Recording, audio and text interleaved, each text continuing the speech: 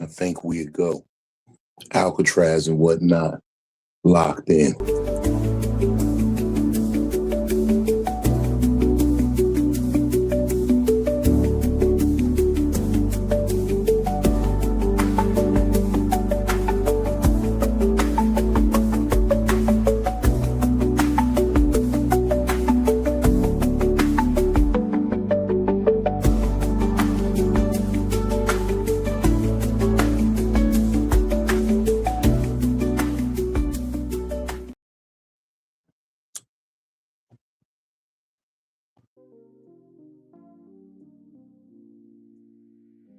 Y'all already know the shits.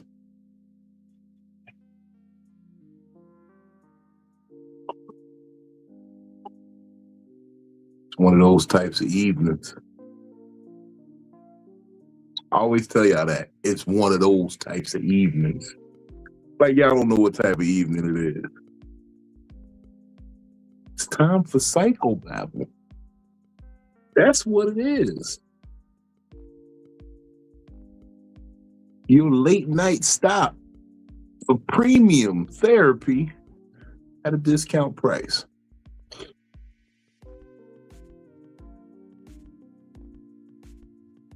I ain't gonna even hold y'all. I'm high as shit. I've been doing a bunch of edibles and shit, and I've been smoking and trying to get myself together and manage my mood a little better in my my latter days, these past recent days. So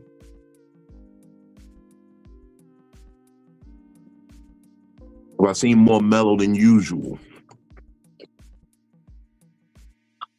Just know that the reefer's working.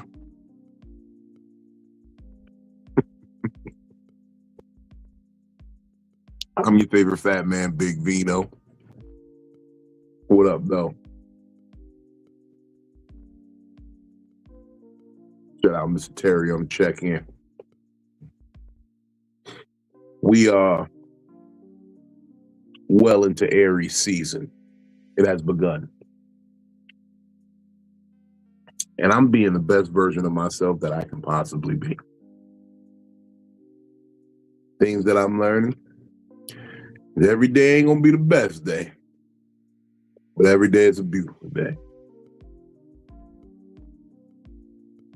was talking about that with my compadre, my cohort, my co-host.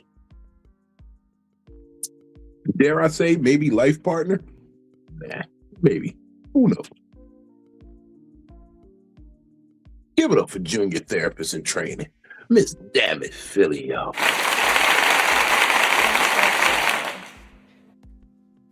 It do feel like we doing life together, right? We doing life together. It's always something new. You know what? I know we just talked a minute ago, but I had something happen to me that I forgot to tell you about. You know, we were off last week because I wasn't feeling the best. Last Wednesday, we didn't get an episode up. And, you know, like I always tell y'all, it's going to take a miracle. It's going to take some earthly doing to make sure I don't get on the screen. It's going to take some otherworldly type shit. So I didn't make it to the show. And when I don't make it to the show on certain days, I'll get phone calls from people asking, hey, what's happening? Are you okay? Mm-hmm. And I got one of those phone calls from somebody who wanted to talk to you woman to woman. To me? Hmm? Again? And I gave her your number. I know that's a lie.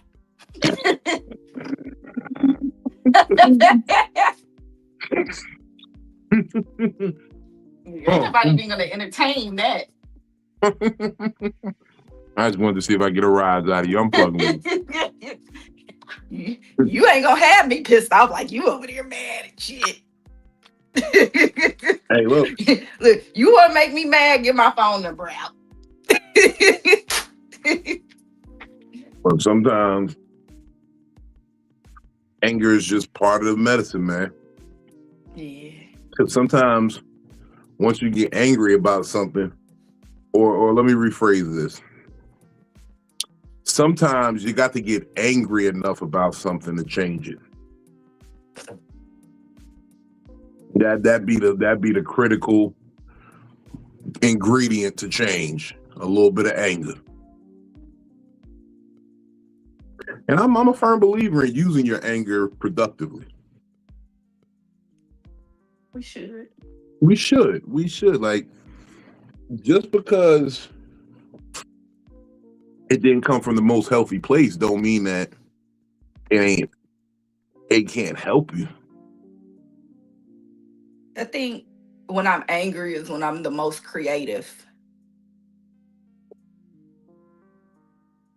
When I'm angry, yeah, definitely. That's where a lot of my thoughts and ideas and a lot of my art, like, think about it like this. These are bedazzled. These letters behind me, by me. And I was very, like, it took a lot for me to, like, focus and do that. And it was just putting some anger into something. And that's what, so I can, it helps me focus. Now, depression and feeling sad is a completely different thing. That's when I stop everything, is when I'm sad. But when I'm mad is when I get in my most creative space. Yeah. So, yeah. That depression, that defeated feeling, try to stay away from that. It's all about the undefeated. I could be angry, but if I'm dejected, that sucks. Yeah. That sucks. Shout out my spiritual consigliere in the building, man. Appreciate this nigga like none other. Man, hold on. I don't see him on his camera. He's still off. Okay, he must be getting ready. But yeah. Hey, we know that he puts that in his anger into mushing sandwiches, and he's made it a new thing now for multiple people. Look, these are therapy techniques we're taking to group settings. Yes. Like, does everybody have their meatball sandwich? Now squeeze. Oh, that would be great. Oh, if we could have like a group sandwich squeezing. A group sandwich squeeze. Shout out Benny Blanco Perry, y'all. Benny Blanco Perry, what up, though? What up? Times of comfort and joy. Y'all niggas is crazy. Some damn group sandwich squeeze. That's what we're doing there. We can get a sub. Get, you know, like a long one, a $5 foot long, and everybody just get a hand in it. And he did it like Richard Simmons. He was like, and squeeze. Squeeze. Release. Squeeze. Release. How y'all feeling now? Forget to breathe. And breathe.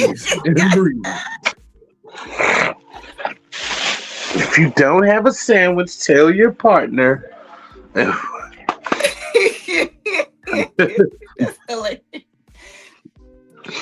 Oh man, what's going on today, bro? Not much, man. I was just out running around for a second. I'm gonna go back out once we done.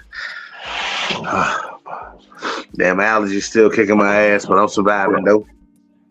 Bro, look, it was right fucked up out here because it refused to rain. It's giving us like the rain vibes with the cloud cover, but it just won't come down. That's what we need right now to wash out all this pollen. Yeah, that shit piling up on people's cars left and right. Shout out to everybody checking us out on IG. What up, though? We appreciate y'all for tuning in on IG. But if you want your comments read on the screen, even put on the screen, come on over to YouTube. Have a laugh with us. Join the conversation. YouTube, Big Vino Comedy. And then tap right on into Psycho-Babble. We appreciate all your comments, man.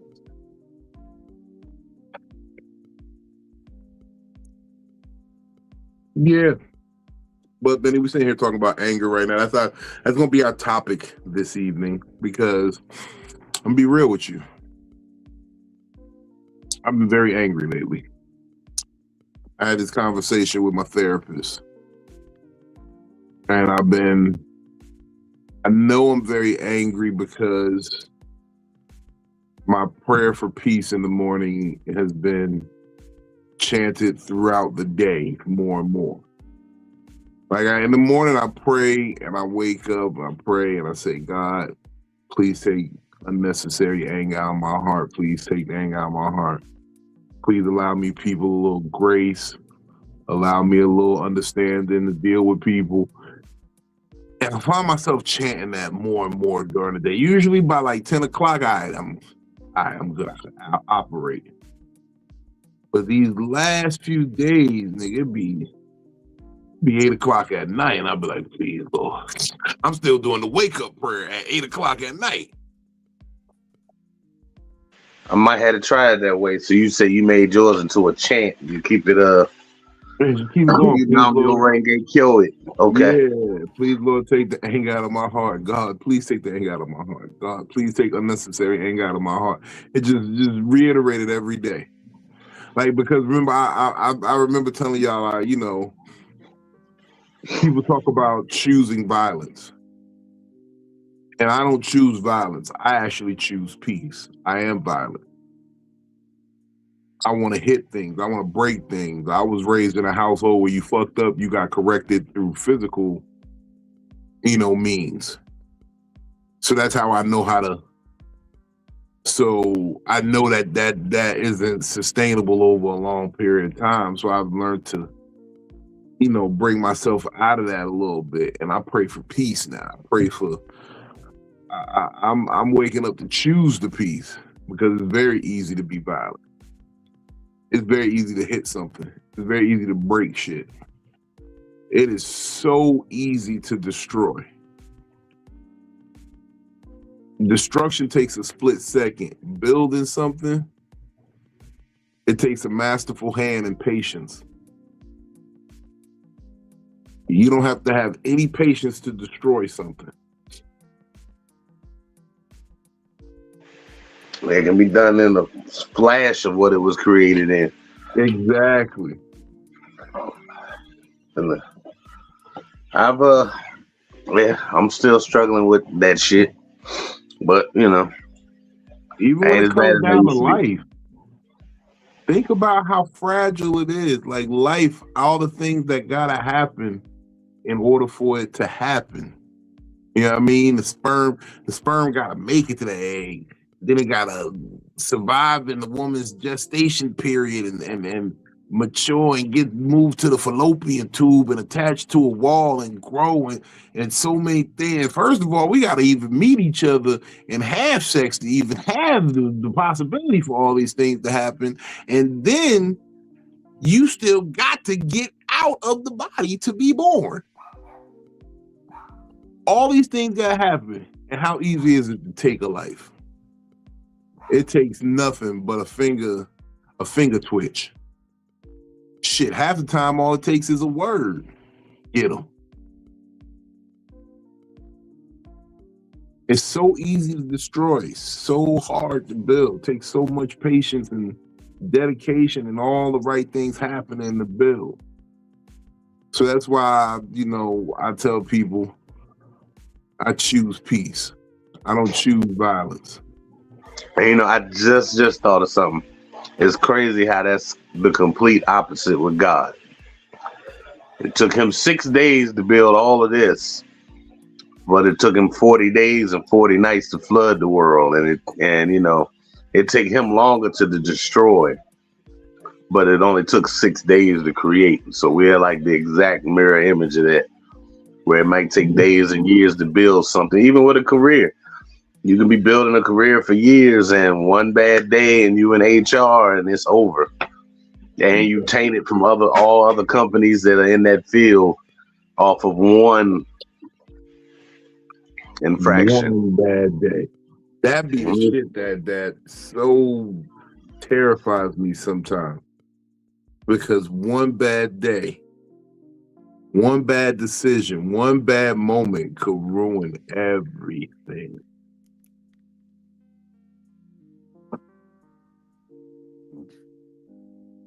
I think that's the scariest part, because as a black man, I'm like, that means, that's true for everybody, one bad moment.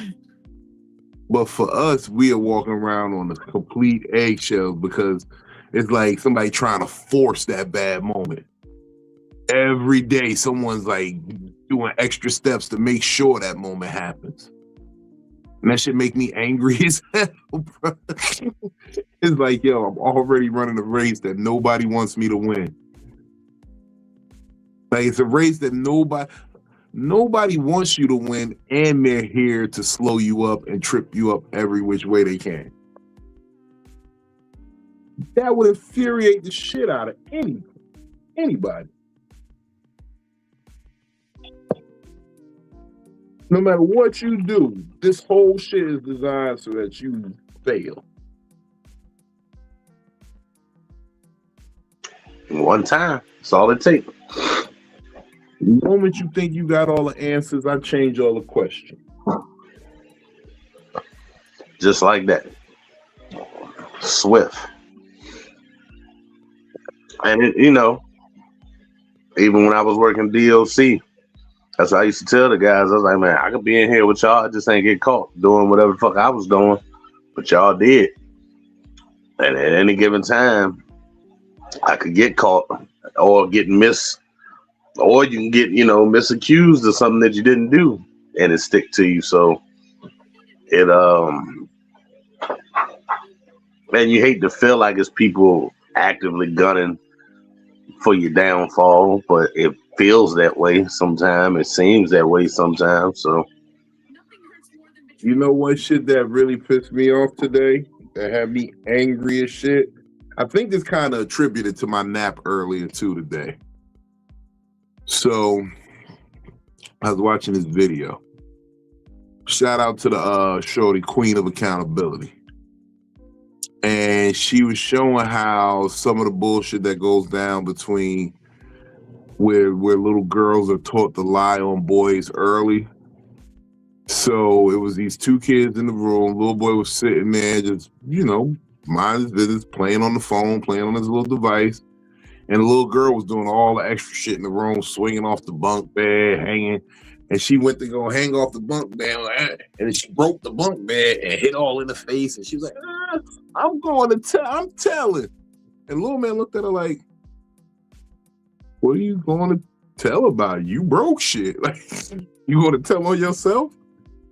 And she went and told on him and said that he hit all this other dumb shit. Like, luckily, the Ring camera was right there watching the shit go down. And that little boy would have been in so much trouble had he not been sitting in front of a camera. And that shit made me so mad, because here's a little black boy that is already getting his first taste of how the game is going to fuck you over. The sabotage, the fix, the debauchery. Yeah. That made me so angry, because it's like, I could easily take myself to that place and associate situations like that for myself. But I was angry for him, because he's a child who shouldn't have to go through that. He shouldn't have to see how dirty this game is about to be. Like, Benny, I'm gonna ask you this real question. As a man, when did you realize the game wasn't fair? When you realize you already at the disadvantage, you behind the 8 ball early. Uh, shit. Truthfully, middle school, junior high, man, right at that 12, 13, 14. Uh, I grew up impoverished, so to speak. I didn't have it as bad as a lot of people, but and I didn't feel it was bad until you get to school and find out. I got clowned for wearing. My mom had got me a red sweat set, sweatshirt, sweatpants, no insignia, no logo, no none of that. And boy, them kids clowned me for how tight the pants was, and that I had on both at the same time, and I was Mr. Kool-Aid man. Then when it came around for the yearbook, and I prided myself on being funny. Just I've always been funny, and didn't get class clown, and wasn't stressing best dress. I got the dressing part down later on, but the same guy won best dress, most likely to succeed, and class clown. No, another guy got class clown, but the guy that got class clown was only because he was, a little on the homosexual side. So his main thing was just picking on people all day. And he got class clown for that, not making everybody laugh. He was going to bed, have a good night. He was getting people to laugh at the detriment of somebody else. And which we can do that, but I made everybody laugh, like in a genuine way. Mm-hmm. And when I noticed that the game was rigged and it didn't matter how funny I was, the teachers would let me joke around and play sometimes because they were laughing too, especially after they got their teaching out the way, they join in on the fun. But I got none of those accolades, and it was just like, And then it continued on through football. My best friend, me and him were pretty much same strength, same speed, but he was elevated more in the sport of football because the coaches, quote unquote, saw more in him. And, he took it as far as he could take it. He actually got to the NFL, but his mom got sick. But just a little shit as time go on, you see like, all right, I don't know if I'm not working hard enough to be in the winner's circle, or is it just that the game is rigged and it's only your moment when somebody else deems is your moment? Mm-hmm. Now, Phil, I want to present you the same question. As a woman, do you feel the game is fair? And if not, when did you realize the game wasn't fair? Well, unfortunately, I feel like I've noticed it, but I didn't really notice or pay attention until the situation with Jeremiah.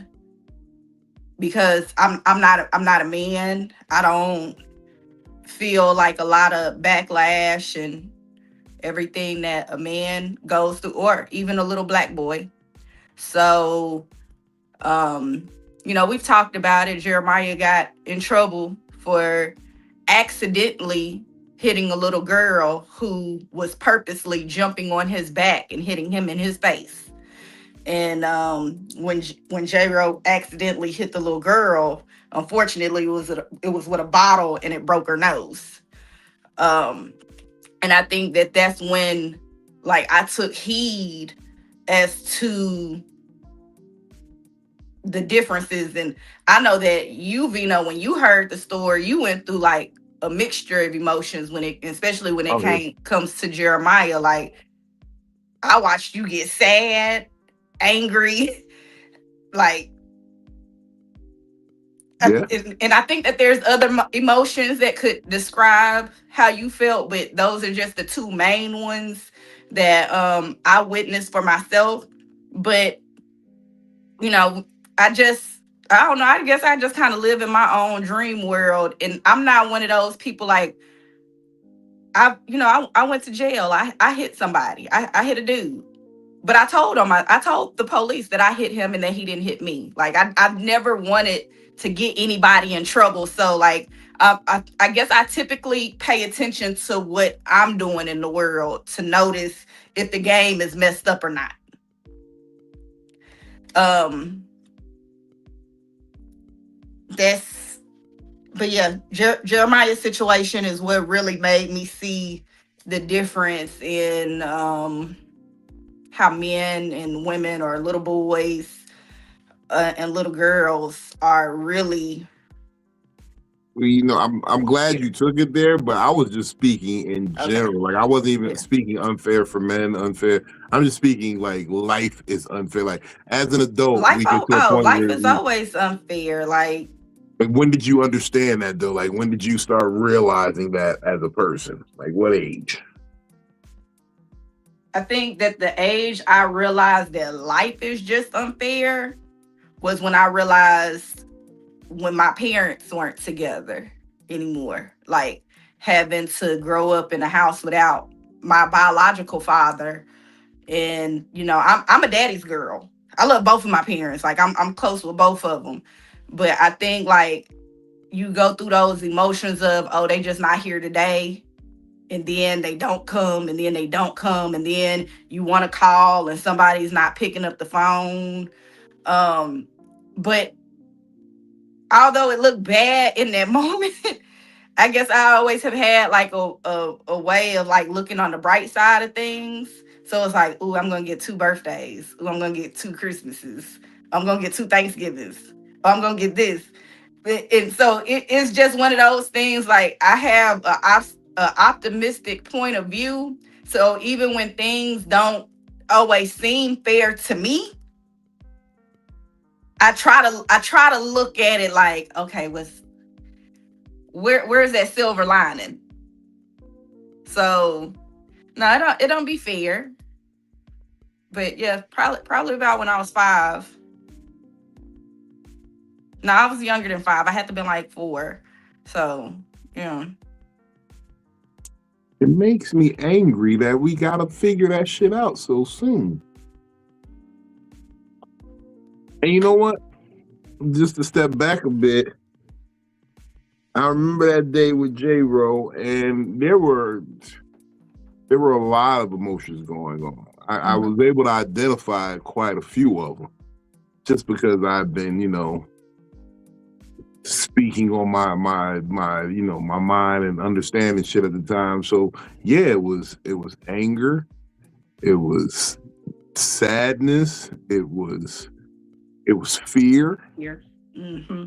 It was that reminiscent energy of, damn, I definitely completely had empathy because I've been in situations where I was just misunderstood and it wasn't even, it shouldn't have been that serious. But I'm a little black boy and it is that serious because I'm a little black boy.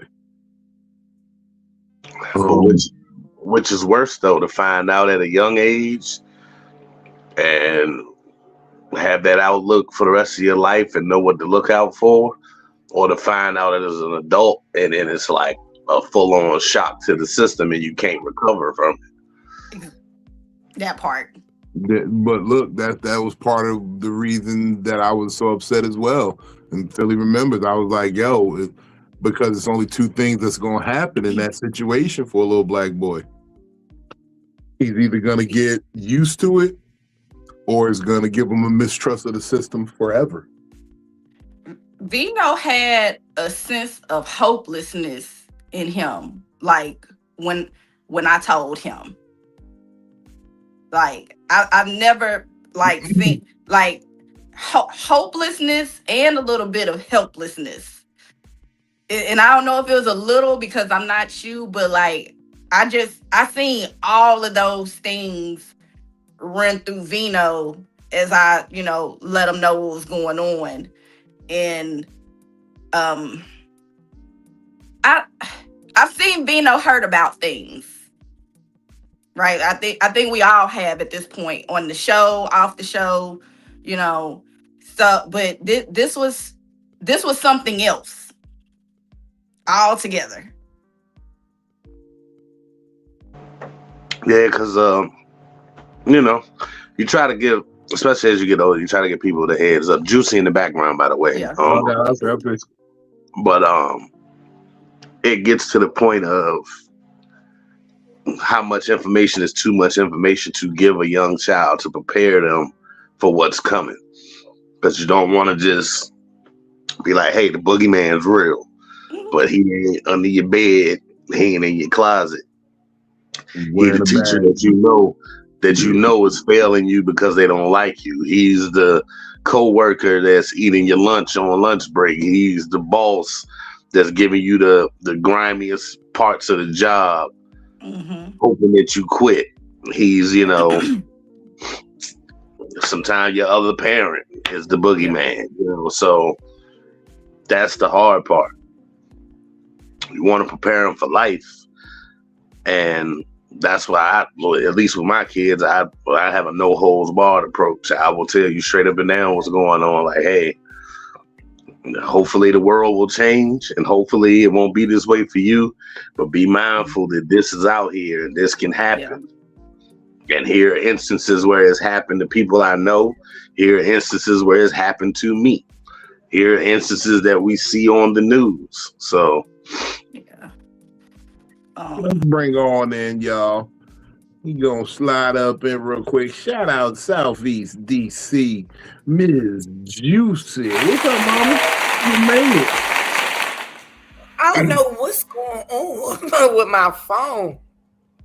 I turned around, I looked, my phone was off, and I'm like, I was just looking at the time, it was 9:30. Then I looked back at my computer and it was like 10. I said, hold up, let me jump the fuck. So then I turned my phone back on, and then it came back on to 69%. So I'm like, you time traveling. Time traveling, like, okay. I see you. I'm like, okay, run. Let me just jump on this computer real quick because my phone having technical difficulties. So now I'm here. Hey. And thank you, because I was like, oh my God, I just made my day.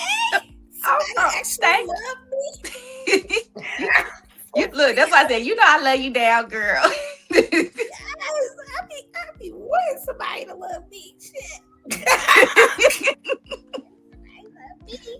Yeah, Benny. I'm gonna need a clear picture of you and Brooklyn. Yeah. What, for the background picture, or no, just for something I'm doing.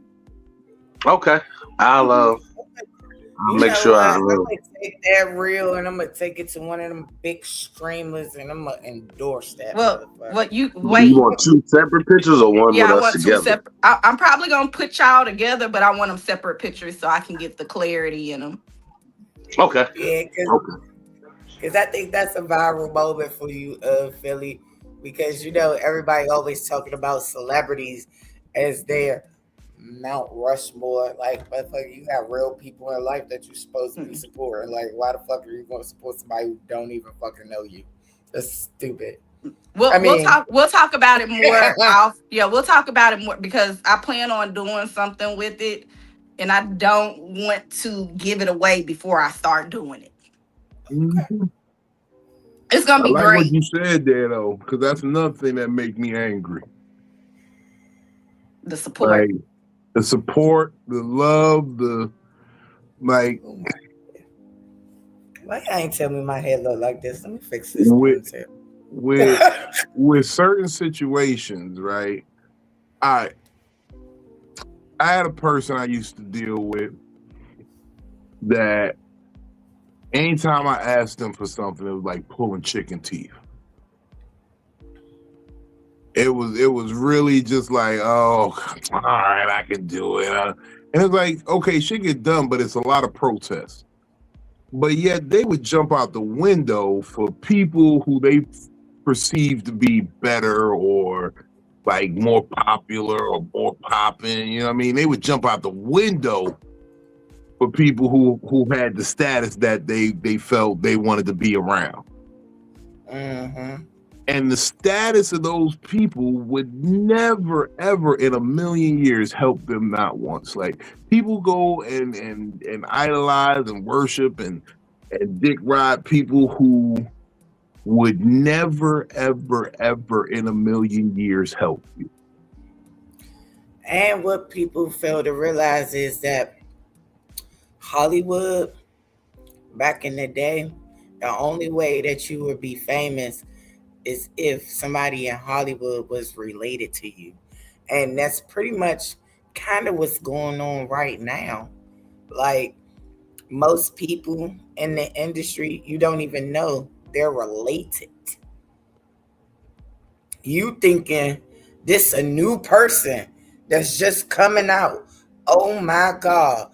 Somebody spectacular. Whole time after they've been popular for a couple of years, and that's when you find out, oh, this is such and such cousin, or this is such and such sister, or this is such and such uncle. You'd be like, nepotism is real. when?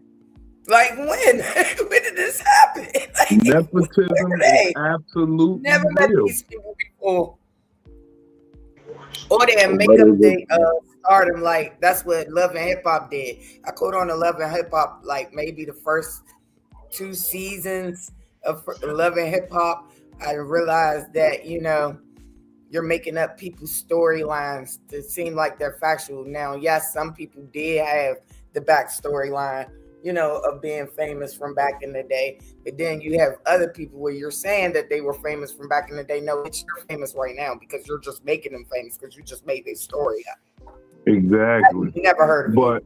But to go back to the initial point of why that pisses me off is because it makes me angry. It's because I'm a person who values and cherishes the people who choose to be there.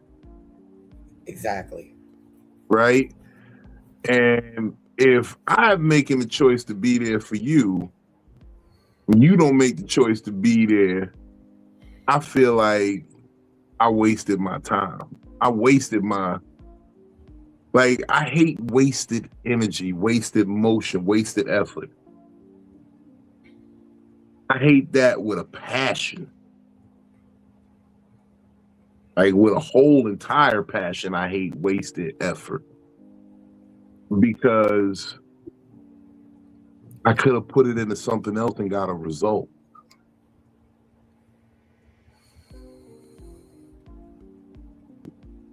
That truly, truly enrages me. And I've been really, really working on this anger shit. Like, I'm trying to look at where the last hole I put in the wall. Because I'm going to put a hole in the wall, ass nigga. I'll punch it because I know how to do drywall. I'll do that because I know that will stop. I'm going to put that hole in that wall. I'm not going to hit nobody, hopefully. And I can just patch that up later. That's why I miss my little boxing rig. I had basically the speed bag on the stick, and when you hit it, it swivels and moves, and you can dodge it and duck. Yeah, I miss that bad boy. I got that joint at a health center, and it came very much in handy. Where with the space and put the water in the base to keep it down, and you could get some nice, good solid. Cause I had to put so many holes in the wall. I know my mom ain't getting no security deposits back when I was a kid. Because it took nothing, and I ain't know how to do no drywall. I just had to try to explain why I did. You imagine putting a hole in the wall at 2 p.m. and your mama don't get off to 5, and you had 3 hours. You had 3 hours trying to glue a piece of paper over it and paint it. You had 3 hours to try to figure something out, and there ain't nothing shaking. Ain't no look. Picture look weird down there, right above the socket. Why you got a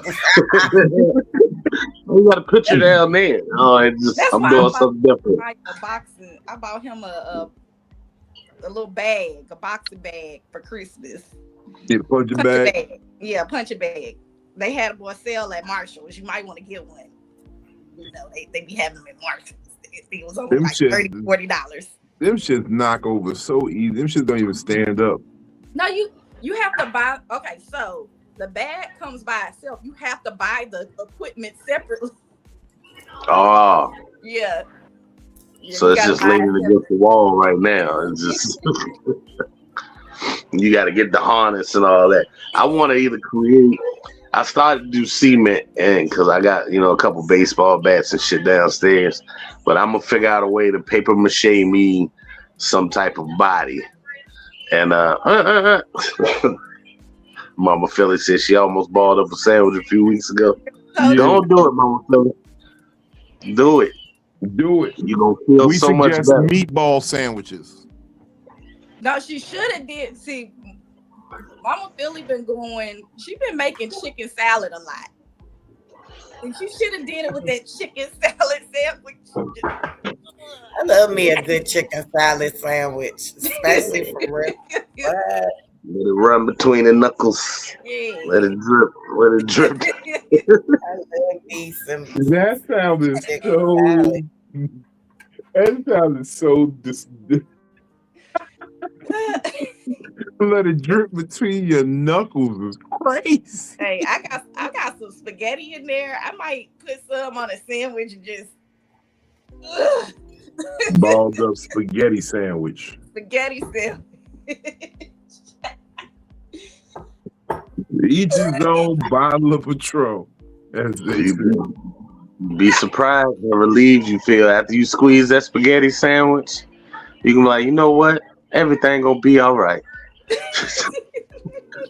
You know what? It ain't so bad. You know what? We gonna make it. We gonna be all right. It's gonna be all right. I could have been the spaghetti in the inside of this sandwich, but I'm not. Yeah. Yeah. But I be looking for stuff to break. And I want to either get some wood and just a little bit of cement and just make something that I could just smash on. If I was in the country, it'd be a wrap. Because I go outside and beat up a tree. I will take that Louisville slugger and get the twirling it around. Ding! Some batting gloves though, because that vibration does come through the back. They come back, do they? Yeah. That's and look. that's funny that you say that too, because I'm not sure if y'all. There was a mirror right here, and I didn't secure it, and so I was working at my table and it fell through the crack and broke, and so I done picked up all of the glass from the mirror. I got it sitting on my patio, and I'm like, you know what? I'm gonna crush it up and make something out of it. That's why I said, like, I'm probably gonna get mad and use it for something and get creative with it, but that made me mad. It breaking made me mad. But that would have made me mad. That's a lot of bad luck right there. Don't nobody got time for that. But I don't believe in that. Everybody always say that. Luckily, I don't believe in that. And then I got like 20 other mirrors in my house. So I'm just like, I'll just make sure that I get another mirror and actually secure it. Your mom says she got another mirror for you. She just wants you to break some shit. She wants you to keep your anger together. Well, you know, I've been going outside and they got axe throwing and demolition rooms that you can just go break stuff at. Yep. They literally have a place where you could just go break stuff. But the problem I got with those places is they want to charge too much. It's $70 for an hour. Like, just let me bring my own shit in to break. I just need somewhere to break the shit where ain't nobody gonna call the police and be like, yo, this nigga just yelling and hitting shit in the backyard. Y'all might want to do a wellness check on this nigga. That's all I need. I'll bring my own shit to break. You know what I'm saying? I got old computers and shit that I can just smash the fuck up. But 70 an hour? Nah, I need it. That whole room, I'm going to break everything in that room in an hour. You should. In an hour? But that's funny that you say that because, like, I guess I don't care. Because that's one of the things, like, when we first moved into this apartment and I had some things that I needed to get rid of, like we had some chairs. I took the kids outside. We had a hammer and we just broke the chairs. during Halloween, the pumpkins that we got for Halloween, we I smashed. remember the pumpkins. Yeah, like we just smashed video game, like old video games. Y'all just violent at this point. No, it's okay. So would I rather I'm just have? messing. Okay, because I was about to say, would I rather them hit somebody or hit something? And then what? Me and Jeremiah been burning the books.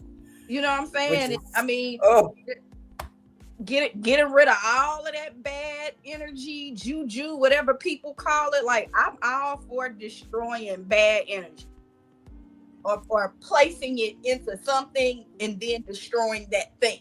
So absolutely do. And I wish my neighbors would call the police and be like, oh, she's out there being violent. What, with my own stuff? It's not night hours. It's not quiet hours. I can come out here and yell to the top of my lungs, and there's nothing y'all can do about it. And I stay in an apartment complex. I wish somebody would go to a thrift store or Dollar Tree and just buy, you know, a decent amount of shit. Yeah. And just, you don't care about it. Ain't no sentimental nothing to it. And just put the name on a piece of paper. This chair is Tommy now, and I'm about to fuck Tommy up.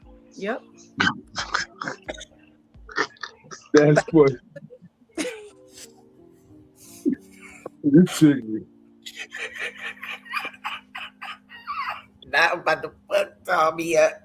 What did Tommy do? I wouldn't even know Tommy. He got responsibility. Tommy always winning. Tommy always winning. He don't have no adversity in his life, and I don't like that shit. He ain't got no job either. How you doing all this with no job, Tommy? We ain't got no job, man.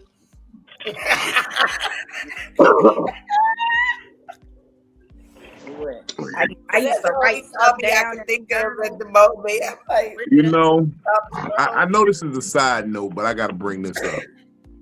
You see, being an adult is realizing that Tommy had a fat white chick and he was on her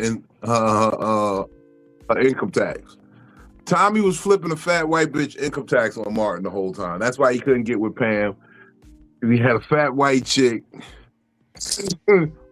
run around somewhere. My theory was either he worked for the Secret Service or like one of them government intelligence agencies where they had to sign a non-disclosure on what was being done in his office, or he was a gigolo. It was one of the two. That's how they planned his character to be. Because I think Tommy was hustling. Tommy was a Virgo. He lets you know that off bucks. He like, I'm Tommy Strong. I'm a Virgo. You know, he gonna let you know that. He's like, I'm a Virgo. He always had nice clothes, nice shoes, own apartment, own car. Always had the extra money. I think Tommy was a hustler because nobody on Martin sold drugs. Hustle man sold steaks and squirrels. Bruh man from the 5th floor was a B&E artist, but he ain't never taken nothing from Martin but food, as opposed to taking his shit. But nobody, I've damn near seen every episode of Martin, and nobody ever had that shit. Yeah. I had to say that Tommy sold drugs. He was like a Nino Brown ass nigga. Jerome was a pimp. Yeah. And what's the car nigga? Don't you know no good? That nigga was a mechanic. You said the hood mechanic. He was the hood mechanic. Every facet of our community was there, but a drug dealer. That was true. You had a hairstylist and Shanae. You had corporate with Pam and Gina. Martin was entertainment with the radio. Cole was the nail tech. I think Cole was like a factory worker. Yeah. No, Cole worked at the airport. Yeah, Cole was an airport worker. Big Shirley, that's right. Mm-hmm. But nobody was a drug dealer. The airport, and Kilolo, who worked with Shanae, was the nail tech. And Martin from DC, And so you know and a Laquita, drug dealer. and remember Laquita did the waxes and the mustaches. They worked at Shanae Salon. So all of them all had jobs and stuff. My man And from like the bar in the later seasons. What was my man at the bar? Nipsey. Yeah, Nipsey had the bar, but nobody had no weed, nobody had no crack, none of that. And this is the 90s. Martin is from DC, so he know about it. Hell yeah, our crack epidemic was booming, just like New York. What?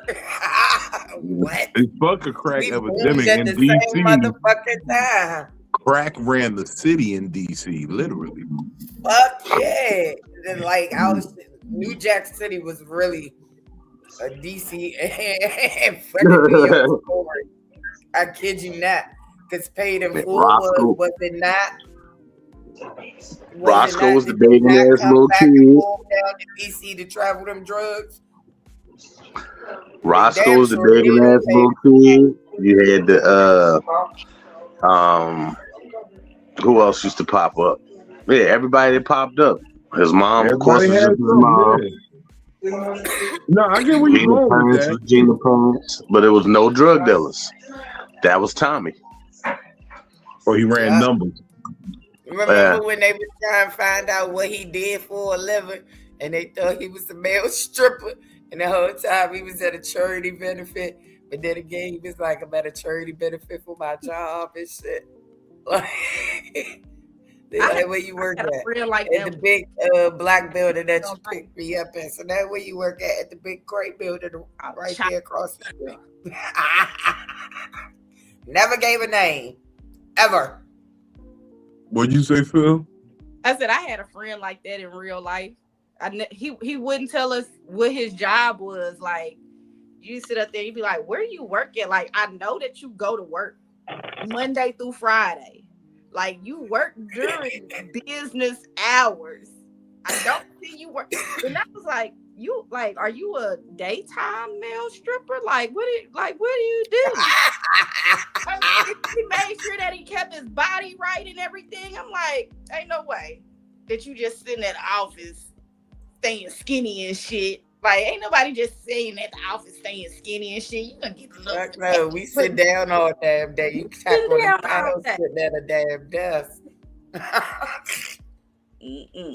And then the thing about that is that like a long time ago he used to be like a youth minister, and so I was like, yeah, you either selling drugs or you a male stripper now. Like I can't figure it out.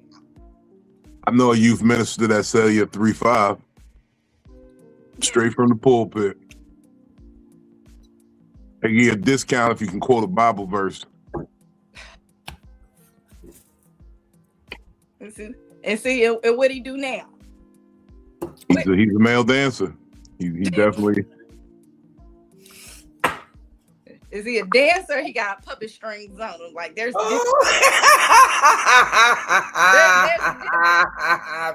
I love it. I heard a lot of different rumors about islands and coconut oil and tropical boys. So I don't ask anymore. Okay. Anyway, Bino, I think this is the perfect way to let your anger out right here. What you're doing right now. What, tropical boys? I would never. Oh, hell no. Oh. I wouldn't tell you to do no gay shit unless you was gay. You ain't not gay at all. You came in, so I did feel gay the other day though. I told you about that. That made me very angry too. After I thought about it for real. Mm-hmm. Because Benny, so right. And Benny is my brother, so he might understand this a little better because I ain't even get to tell him this situation. Oh, Lord. So I was walking through the Walmart the other day, and it was this beautiful young lady. Not sure how old she was. I'm hoping she was at least in her 30s, but she was fine. She was very attractive. And I'm talking down to her toes and everything. She had her feet out. Her feet was pretty. I was like, oh shit. Oh God. And we passed each other several times in the Walmart. I mean, like on 3 different aisles, and like looked at each other and said, "Hey, you again? You know how you do." And I was gonna talk to her, but then the echoes of so many female voices in my head of how they be bothered with niggas and don't want to reciprocate and don't want to consider and don't want to. And then I started thinking, she probably got a whole nigga wasting her time already. So I just left her alone. I smiled and I went to self-checkout and I stole a couple things and then got the fuck up out the store. And I feel crazy because I'm like, that might have been it, but I'm so traumatized by this fucking world that I don't even want to try. Like I'm feeling like every one of these women got something going on, I'ma just end up the next story that she tells so she can feel like a victim or seem like a victim to the next nigga. And I don't even want to be that. Like, cause that's how it feels nowadays. And that shit makes me angry as shit. It's like no matter what I do, how awesome I'm and authentic and pure intention I'm trying to be, I'm going to end up the next horror story that she tells to the next nigga. I'm somebody's horror story right now about trying too hard. Oh, he was just too much. Somebody gets to say that about me. Somebody gets to go and lie and tell that lie and say, oh yeah, well, he was trying to be this, or he didn't. There's a bitch right now swearing up and down I argue with her every day. And I'm like, bitch, I told you the truth and you got insecure. I told you the truth and you got insecure.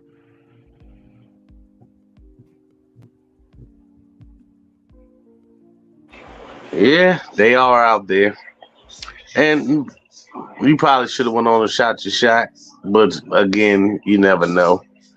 And I look at it as they say that those super pretty women or women that look well put together, niggas don't ever holler at them because they already figure they got somebody or they ain't in their league. So. Oh no, yeah. Bro, she wasn't like super pretty. Really pretty girls are damaged, unfortunately. Yeah, I took that into consideration too, Juice. But I'm not even saying like she was super pretty, like where I would I have no problem talking to very pretty women. That's my thing. I like talking to pretty girls. So it wasn't even that. It had nothing to do with her aesthetics or anything. I would have talked in a normal situation. But now I'm in the point where it's like, I'm traumatized. Every pretty girl I try to talk to, anybody I try to show any interest in, I hear the horror stories about what your baby daddy was, what your last boyfriend, he's a narcissist, he did this, and he was controlling, and he was too much, and I'm like, you probably got a nigga wasting your time like that already. Why would I want to put myself in that position? Exactly. So I just left it alone. Or be misevaluated. Because the narrative don't never match what really went on. Because a motherfucker don't say what they did most of the time. Until they hit a certain level of maturity, they ain't going to be like, yeah, I was on some bullshit. Which is probably why XYZ happened. But, I can't put the full blame on them. Yeah. I still don't think they'll say it, even when they get that level of maturity of, oh yeah, like they might acknowledge it in their own eyes that they fucked up, but it'll never be out loud, an out loud admission. And I feel like that's even more fucked up because I got this thought, and it was based off of what you were saying, what we were saying earlier, Phil. You claim that you love me, you claim that you my friend, you claim that you want the best for me, but you are intentionally causing me mental stress and mental strain. You're giving me mixed confusion and expecting me to operate normal under these confusing ass circumstances. how are you my friend? How do you love me if you would have me operate in confusion? I can't even make a clear-cut decision because I'm operating in confusion. My friend would want me operating at peak efficiency. A person who loves me, cares about me, wants me making the best informed decision for myself.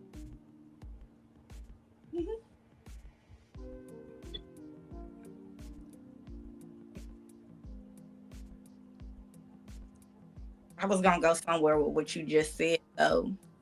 So even in that, so we were having a conversation the other day, and I told you like once I got over the hurt, I wasn't so like quick to tell somebody, oh well, we broke up or we divorced or we this, that, and the other, because when you do that, exactly what you said, oh, somebody done already wasted her time. She's already broken. She's already nigga and already put her through. And so me, I've gotten to the point where one, I don't really care to explain the full situation of any of my breakups, anymore. Like I'm done with it. I'm good. Like and I told you, I said, I just tell people like we wasn't good for each other no more. So it's like when you say that, how do you can't win that situation. So you're either gonna be looked at as if you're damaged or like you're not telling the truth or that you're running from something. That makes me angry because I can tell a man that's interested, like, this is what happened, this is why I'm no longer married, and you get looked at as damaged goods. Or I can just be like, man, I ain't want to be with no more. Like, it's over with. It's over and done. I'm ready to move on. I would say that's somewhat true, but it's a little. It leaves something out because, long and short of it is, a person that's committed to misunderstanding you is going to do just that.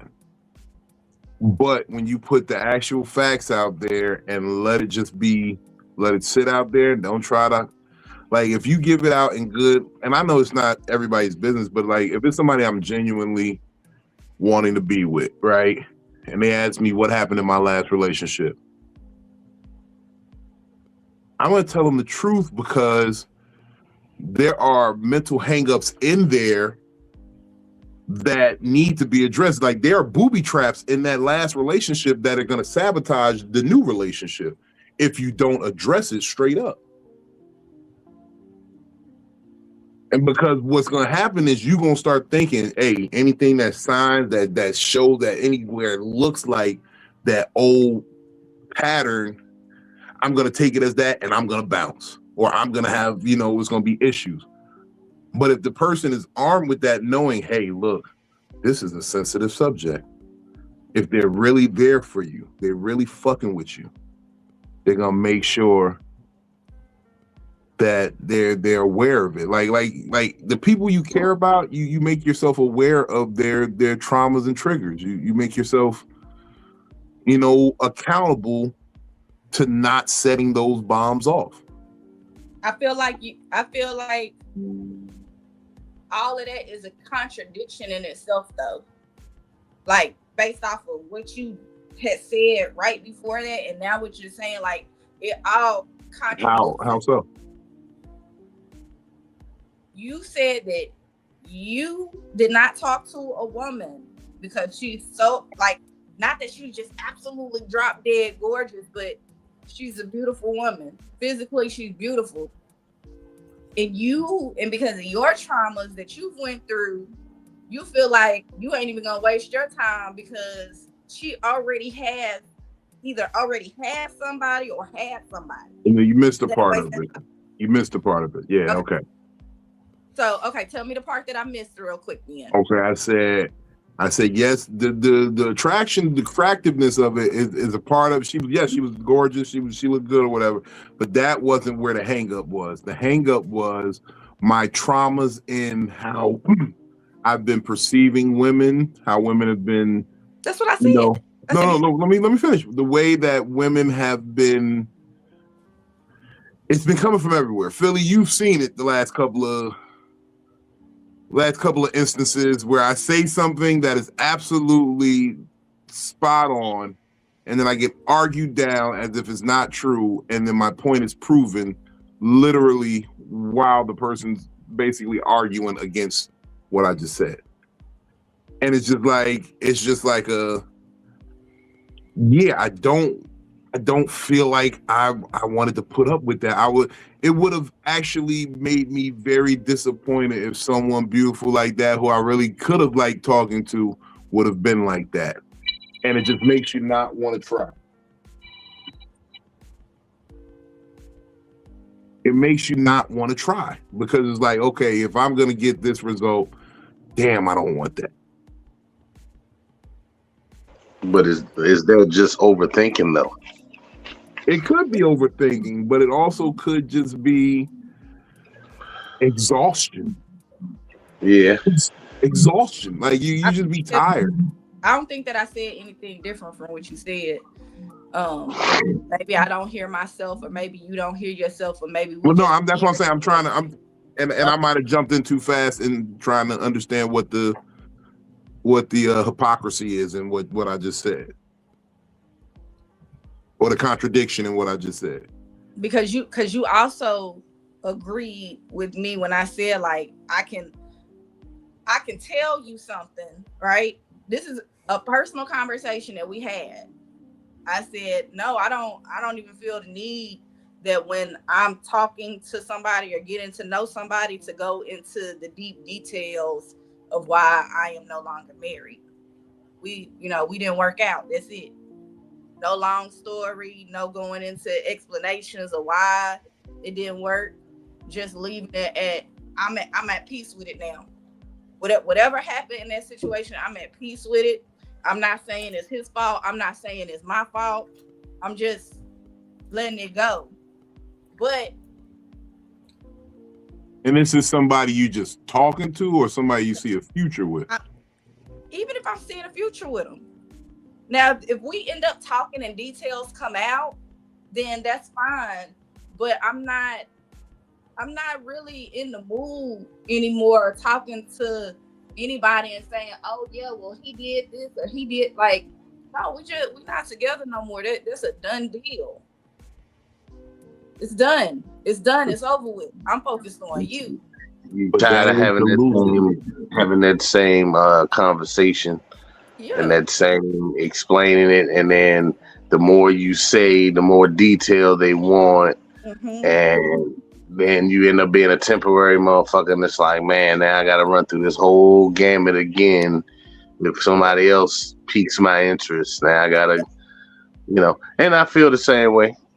Trust me, I've dealt with that shit where it's like, man, that beginning stage, and a motherfucker want to know what you do and where you from and who you been with, and the answer ain't never just as simply as, oh no, that didn't work out because XYZ, or it just didn't work out, not even giving any explanation. But that's because people want to make sure that it won't your fault, and now they setting themselves up to go through that same run through. But as time go on, it's like you said, it will come up in conversation in little bits and pieces, and you get a greater understanding, because the whole spiel up front is taxing. No, I get that. That's why I said, is it somebody you just kicking it with, you don't know yet, or is it somebody like that's why I said you be making it generic for niggas you don't owe no real explanation to. I'm only speaking about people that I genuinely want connection with. Like, I'm not, you see, that'd be the problem. Like, and I don't want to say women, because men do it too, but at times if people run a playbook and they give everyone the generic ass playbook answers, generic ass playbook protocol, and that's where it kind of falls short. I don't do things generically for the most part. I literally tailor make any type of conversation I have for the person, because I'm genuinely listening and responding. So it's not oh yeah, you know how certain niggas, they got 3 moves, then they're done, right? You know what I'm saying? I'm not a 3-move nigga. I got a repertoire of moves. Look, pull out 86B for this one. You know what I'm saying? Like it's different, you know, flavors for different folks because no, I'm not gonna just say, oh, any nigga you talking to deserves an explanation of why you and your husband ain't together no more. No. But the nigga that you really, really kicking it with, like you said, it'll come up in conversation. Hey. But then let's go a little bit deeper. So you also said that a lot of times we end up blaming the person and not telling our half of it. Whereas I don't, you know, we all know that both people play a part in why a relationship doesn't work out. And so going into all of that details, like I could say, well, you know what? I done had so many traumatic experiences. I feel like if I tell you what happened in my relationship, you just gonna turn around and do the same thing that motherfucker did, or you gonna try to do worse than the last motherfucker. So I'd rather not tell nothing. And that's not where I'm trying to do. It's not to where it's like, oh, I don't want to tell you anything, and I don't, you know, oh, and then I tell you too much. It's we both had a part. We both had a part in it. We both had a part in why we didn't work out. We not together no more. I moved on. I'm focused on you. Whatever else going on, it don't even matter. I don't know if that's just a female trait because it seems like it to me. And I'm just going to say to me, it seems like it. But as a man, I don't generalize. I'm trying not to like generalize and say, I don't put the what you gonna try to do to me. When I approach women, I genuinely approach women with the let's see what's gonna happen. Prove me. I have my assumptions of what could happen, but prove me wrong. I'm here to see that I may be wrong. I think that's what women have an assumption of. If I tell him too much, he's gonna see what he can do more. No, see, that's where I was about to put my point to, because it's like, okay, y'all are at that assumption. Y'all are at the I know what I know, and I know it ain't probably gonna be no different. Me, I'm approaching it with the I know what I've seen. I know what I can possibly expect. I'm very much hoping you're about to prove me wrong. I really like you. I want to believe in you.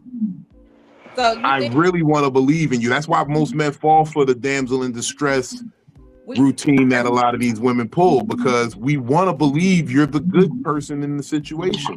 We saying the same thing because I don't think nobody go in telling people the fucked up stuff that happened with them with the thought of, oh yeah, they gonna do it. I mean, some people. No, it's an assumption that it's going to happen.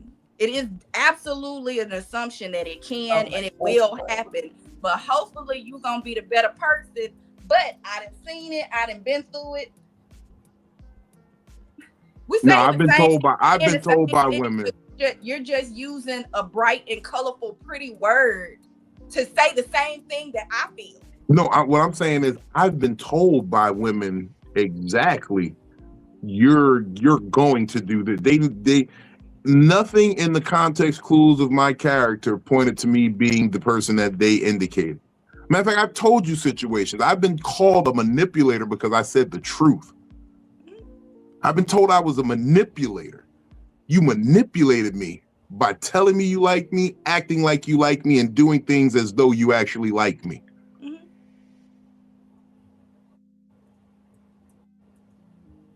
Running game. You know what I'm saying? Like, I say to women, I don't know. I get nervous because sometimes women do this and they say that, and I'm hoping you ain't like that. And you get proven right. Yeah. What Philly was saying, I forgot which female comedian said it, and they was like, yeah, what the man say, the last thing I want to do is hurt you. And she was like, hey, he ain't say he ain't want to hurt you. He just said it's the last thing he gonna do.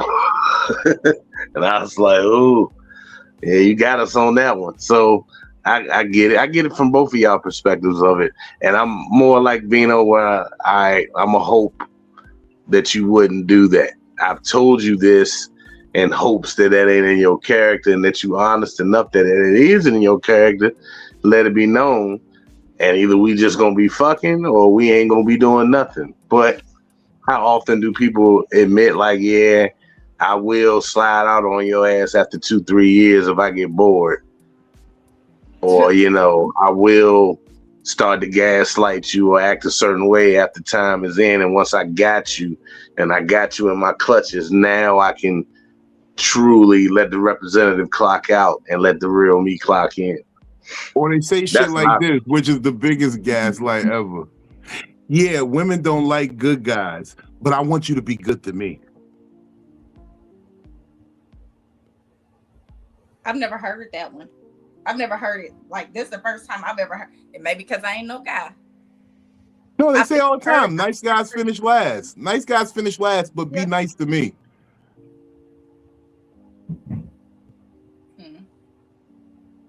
He's just too nice. They say that all the time. You've never heard a nigga say, yeah, she just too nice. That's not, I've heard the whole you too friendly. I don't like my girl. No, that's a difference. That's a different phrase altogether. Okay. Too nice and too friendly is two different things. Yeah, you could be too friendly. Too friendly means you get too many people, too much, access to you. Too much FaceTime, too much, Too much nice access. Means you treat me too well. You treat me better than what I deserve. Yes, that's what we hear when you say you too nice. And I don't like that. I want you to treat me like shit because I deserve to be treated like shit. But even that's the niggas I give play to. Those are all the niggas I give the play to. Those are the niggas who get the biggest part of my heart. Those are the niggas I can't forget, because they treated me exactly how I needed to be treated. Like shit. Lord. But just imagine though, Benny, like even what you said. Maybe we could wear it on our sleeves or it's above our heads, but you have all of your red flags just out there in the open from the jump. And we'll still ignore them shit. I'm gonna get you pregnant, not take care of the kid. It would be a lot less relationships. There would be a lot less single parent homes. There'd be a lot less of everything if it was all right there. Yeah, a better world. What you said? Oh, absolutely. But the crazy part is that it is. I had a funny conversation earlier today.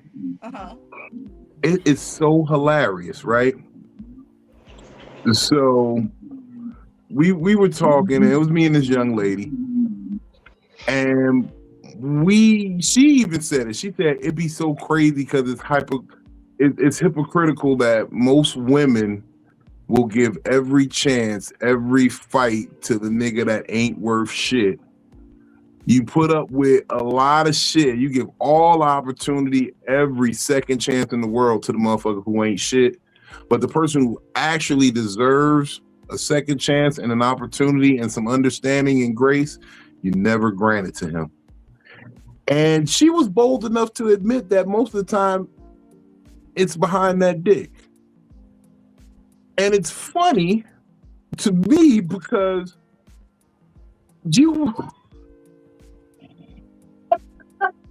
I said, yo, when I was my most toxic, oh man, them bitches used to love this toxic dick. When it was in the streets, I could call some broads right now. And if I said I'm back,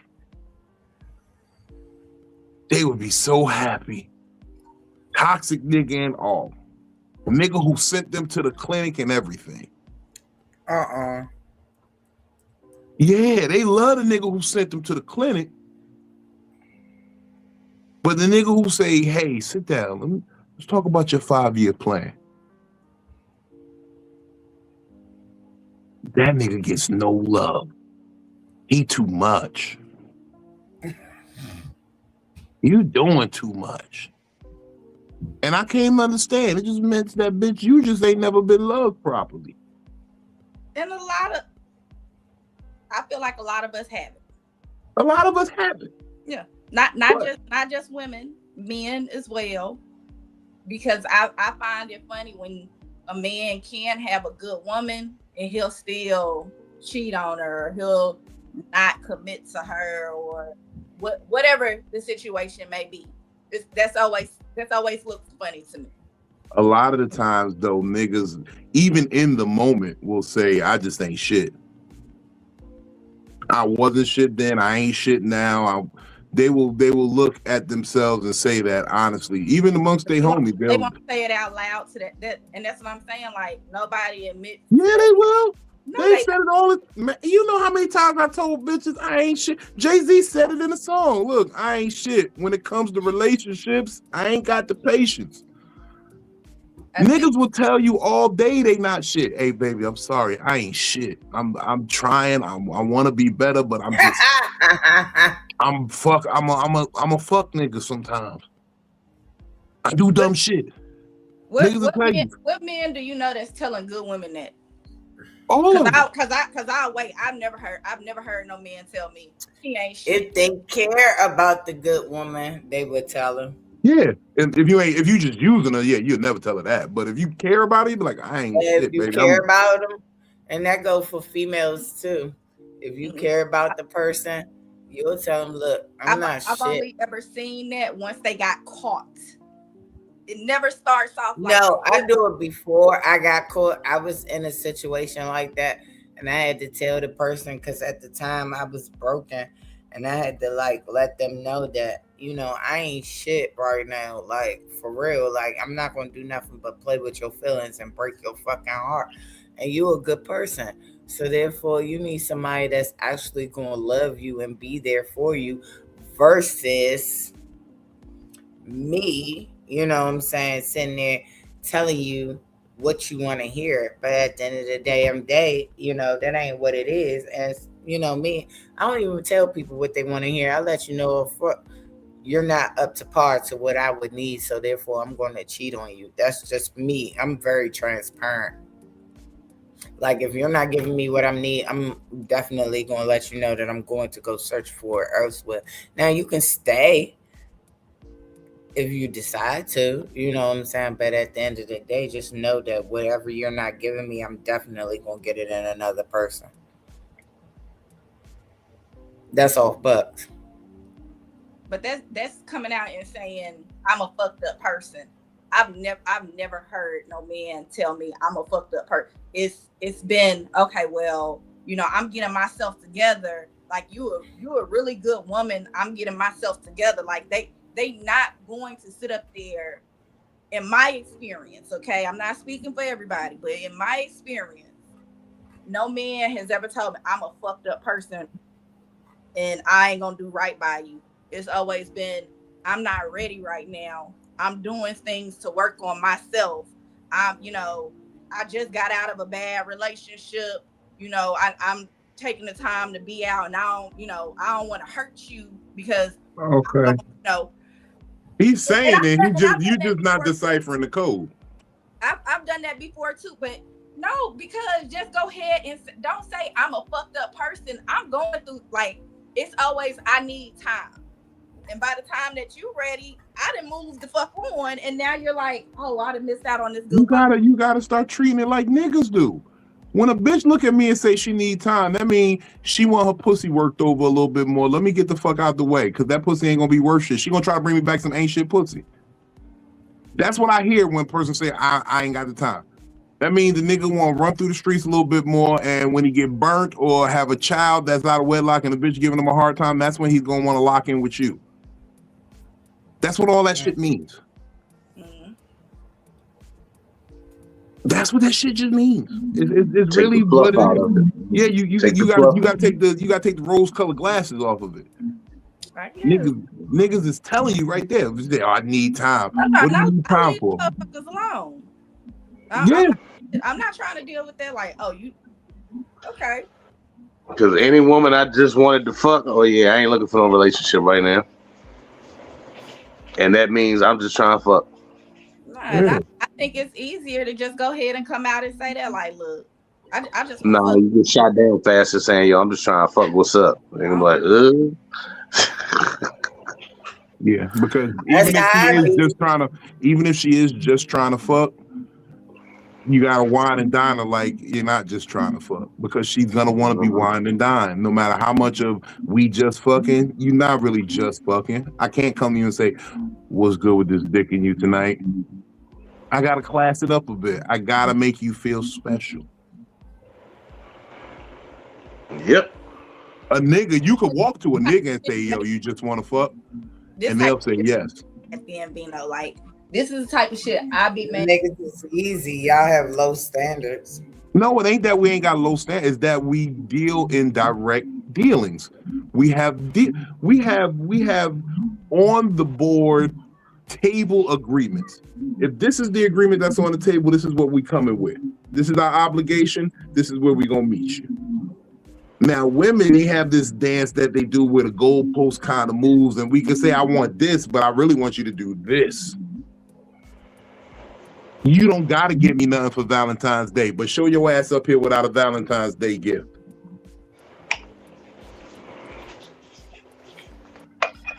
Yeah. Well, I'm different. I would not be mad if everyone says they different. I can't take that no more. You see what I'm saying? Like, this is what I be trying to say. Everyone says I'm different. Every woman will say I'm different.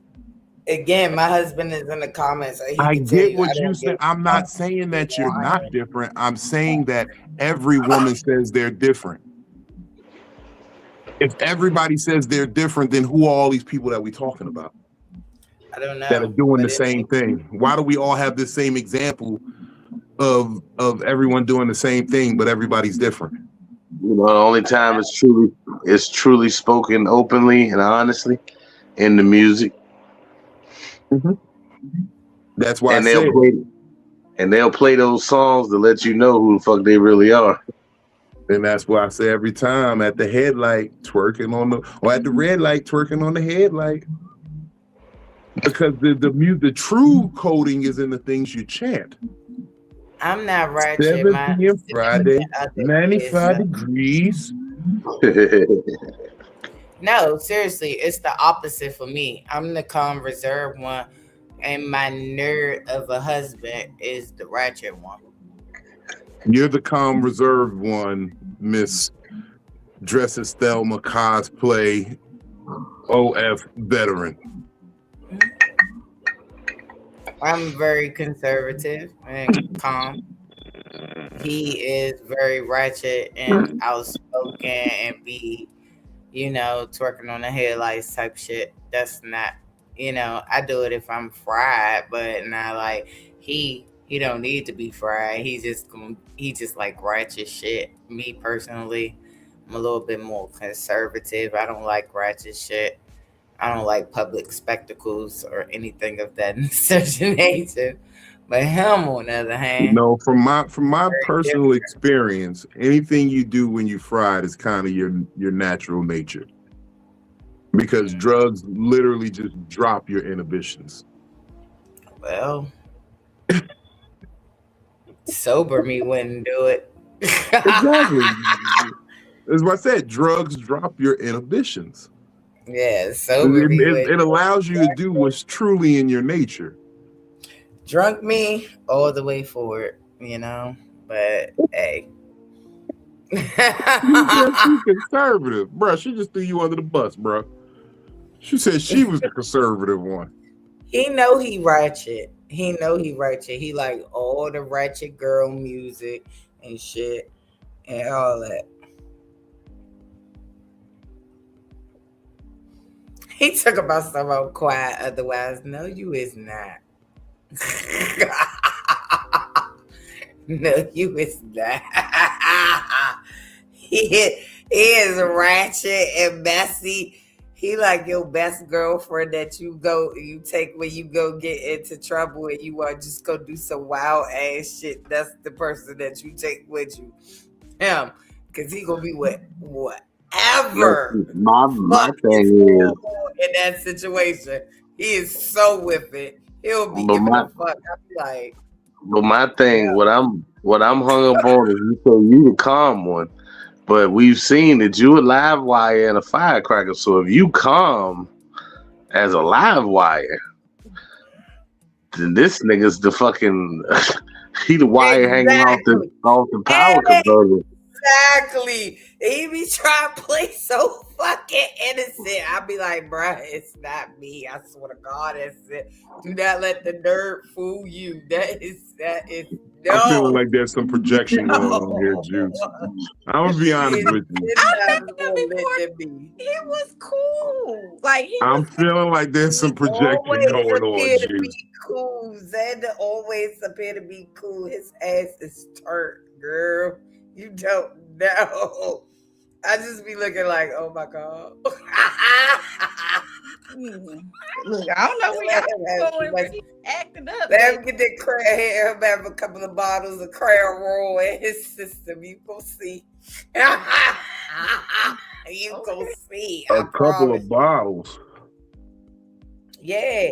You know, Crown Royal drinkers could drink a whole bottle like that shit juice. So, hey man. You know. Is that true? Is that true, Phil?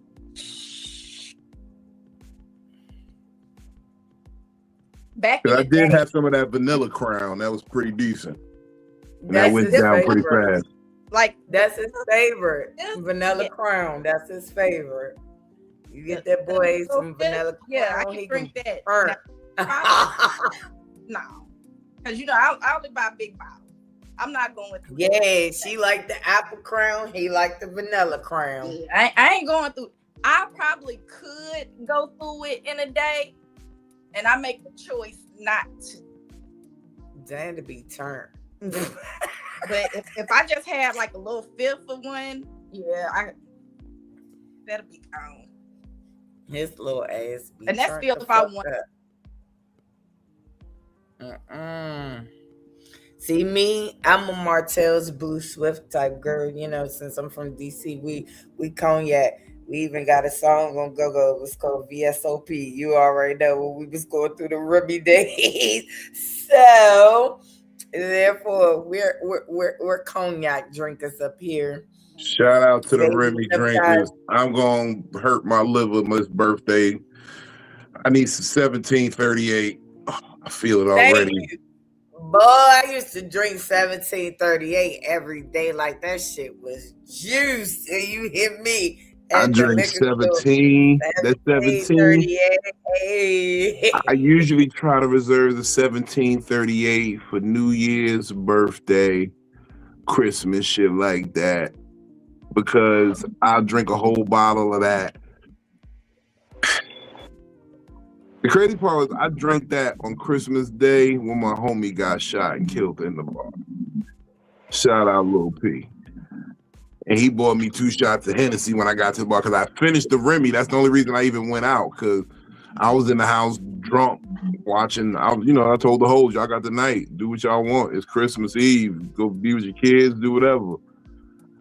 And then Coven pulled up on me like, Daddy, we done early. Come on, let's just go to the club. And I was like, the Remy going anyway. Fuck it. Yeah, let's go. So I went to the club.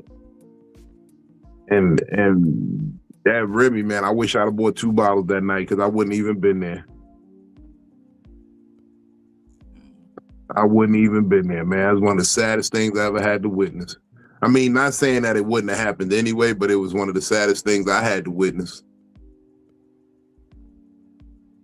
That makes me angry too. It makes me angry. I'm gonna say this at the risk of sounding very morbid. But it makes me angry that I feel like people wore a lot of consequences that should have been for me.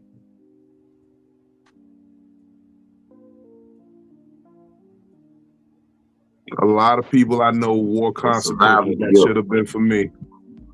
It's survivor's guilt.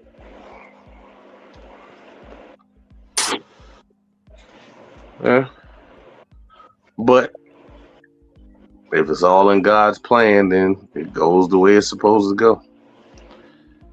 That shit almost had me mad for a second, bro. I was really about to be mad with God for like a real hot minute. Like, bro, you playing with it. Like, it's so many people could do better things than me. They need to be here. Why the fuck you got me here? Yeah. Why fuck Jesse Jackson going and Big Vino still here? Because Jesse Jackson still ain't do shit else after the fucking 80s. But that's another story. All I'm saying is whatever you think I'm gonna do, God, whatever you seen in the writing, man, this shit better be monumental, cause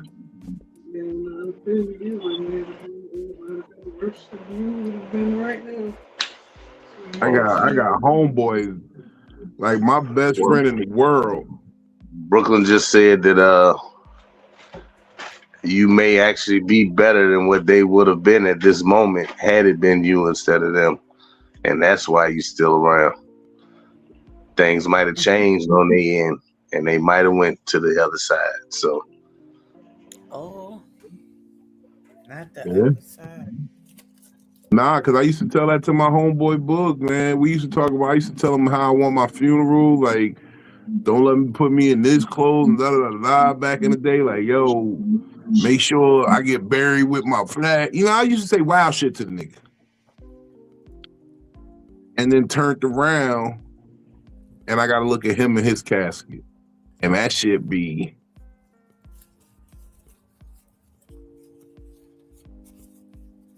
Now I'm on crutches, ready to fight niggas in his family. Like, you know, he wouldn't be wanting you kissing on his body like that. Don't give a fuck. He's going like, fuck all that shit. Like I'm ready to fight niggas. I done caught a reputation because I had hoes carry me up the stairs to the funeral. I don't want this type of life. I'd do anything to switch with you right now, bro.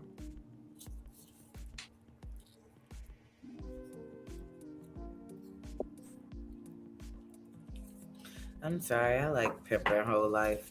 It teaches you so much about the world. It does. It really does. It definitely did. It's really not a bad thing. Like, it's bad because people context it as bad, but people do it every day. They just don't like to classify themselves as hoes and pimps when they do the everyday shit that the hoe and a pimp would do. Look. The difference is we're out in the open and you're secretive about it. That's no, it ain't even about being secretive about it. They just don't want it. It's about how they word it. So, right. Mm-hmm. Most people do their job, right? Mm-hmm. You wouldn't do your job if it didn't give you money. You only go there for the money. So you're doing it for the money. If your job didn't pay you, would you do it? No. Now, me, I have the fortunate, the great fortune of saying, yeah, if my job didn't pay me, I still tell jokes. But most people, no, they're not doing it for the love. You're not an orthodontist for the love of teeth, nigga. Like, you're not a customer service representative for the love of helping niggas. You don't even want to help your partner. You don't want to help the person you say you love. So we all do it for the money. Every single one of us is doing it for the paper. Mm-hmm.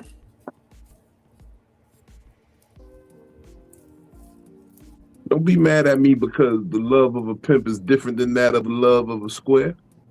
Exactly. Exactly. I'm so sorry. Exactly. I'm about to fall out this chair. The love of a hoe is better than the love of a working person. I'm so sorry. I got charisma with me. I will say that. That's all. I definitely will say that. I will say that if a hoe give you some pussy, she like you because she know what she can get for that. She literally knows the price of her pussy.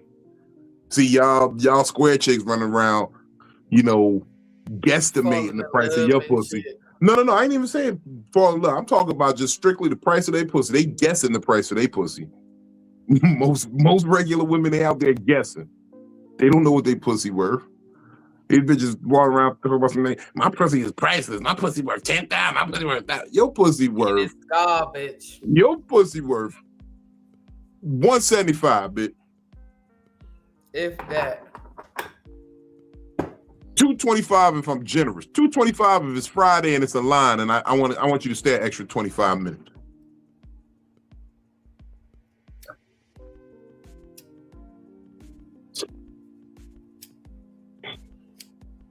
Women be thinking, look,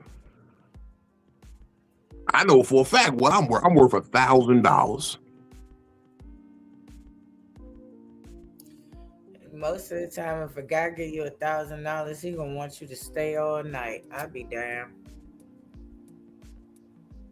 I stay all night for $1,000. 30 minutes. I'm sorry. What they call it? The girl. What's that? The girl.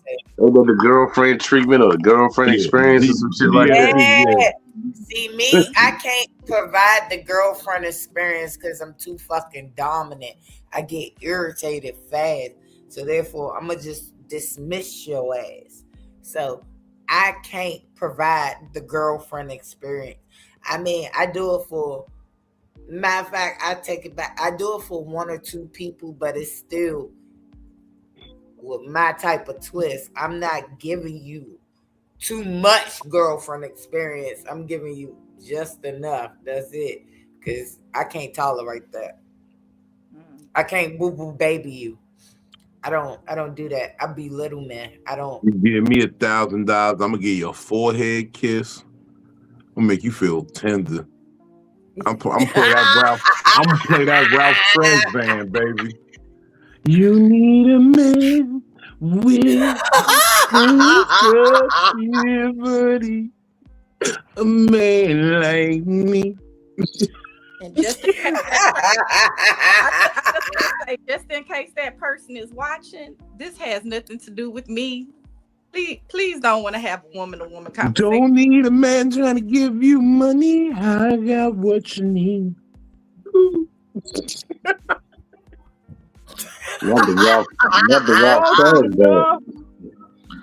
the trash van. You gotta hit it with the trash van, baby. But every time Bino says something, it's on me though.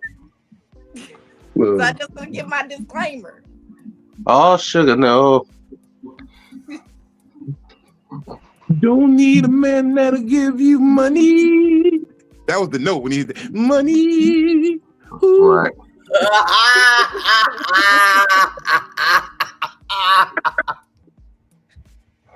But why you play so much?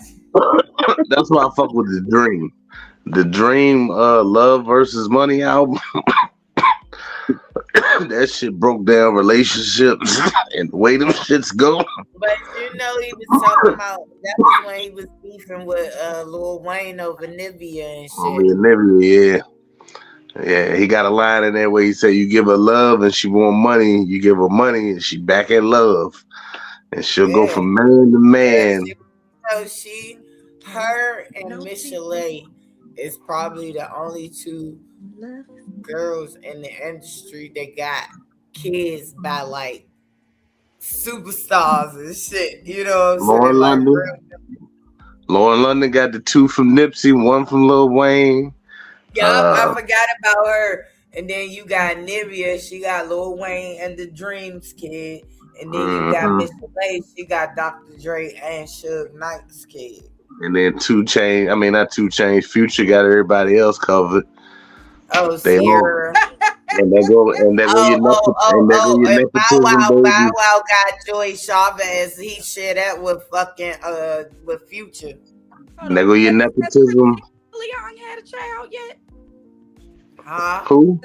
Has Christina Milian had a child yet? Because you know she got one by Lil Wayne. Right, okay. But I thought she had one by Nick Cannon too. No, that's not Nick Cannon. But I don't think that she has one by Dream, but you know, they was kind of beefing about her. Yeah, but you know, she left the Dream to go to Lil Wayne too. Lil Wayne was taking all the Dream girls. That's why they kept beefing so fucking hard. It's two of them. It's two of them that got kids by both. And so they brothers and it's either Nivea and Christina Milian or it's Nivea. It ain't Lauren London. It's Nivea and somebody where they got a child by the Dream and Wayne on both sides. So they both got They And brothers. They related internally. and that's where the That's how it is nepotism with come me in, and where my they are the cousin children. Antoine. They are the Like me and my children cousin Antoine related on both sides, on my mother's side and on my father's side.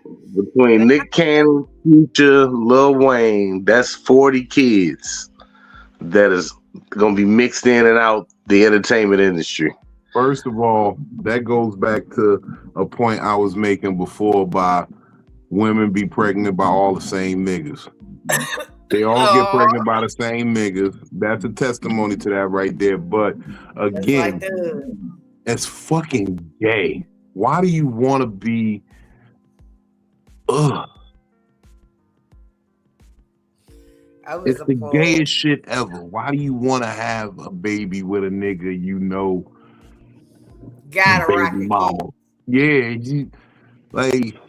we got multiple baby moms. Now we really look like we just sharing broads. You know what I'm saying? We look like we just sharing bitches. All right, nigga, it's my turn to eat that pussy. Stop fucking the fucking. Add to the fucking equation. What Bow Wow said the Future, because don't they got multiple of the same one? Yeah. He didn't like that shit. That's just like niggas mad at ASAP Rocky because he the one got Rihanna pregnant and they all was fucking her. They was all fucking, but he's the only one that got multiple kids with her. She don't got She like, he don't have no other baby daddy though. He got her to change it. He was her friend. So I expect her to have multiple relationships with multiple niggas. Because this is what Pisces do. He was her friend, but he got to see her fuck with Drake and fuck with Chris Brown and fuck with this one and that one. He was the crying shoulder, and eventually was like, "Girl, I'm tired of running the streets. Let me treat you right." And they said he was a good guy. And now they 3 kids in. I think she's pregnant now with the third one, ain't it? And this year, billionaire, so he cashed out for real. He ain't got a rap no more yet, but they already on their 4th kid, right? Is it 3rd or 4th? I think she pregnant right now. Yeah, she is pregnant right now. She was like, y'all ain't never get no more Rihanna music. That boy gonna keep her pregnant. She actually doing it. He's not doing that. She says she doing that. She living her life. She having fun right now. She's Trini. Like, She's Trini. She's an island girl. She wants to have a lot of children.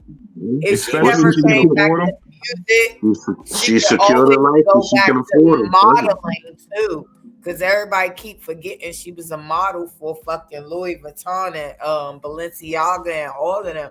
That's how she got her into the Fenty beauty industry. No, but we ain't talking about just we're not just talking about the business acumen. We talking about just the culture of who she is as an island girl, like that West Indies shit.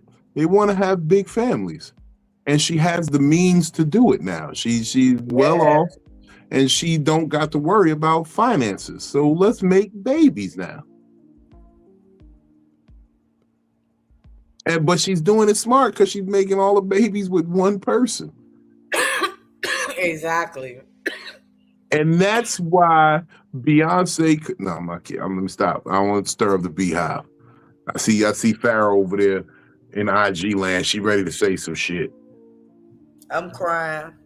Shout out everybody over in IG watching, man. We really appreciate y'all for tapping in for this episode of Psycho-Babble, man. Look. And keep it real with you. We just take these moments here at Psycho-Babble to basically let you know that you're not alone, man. You may feel lonely.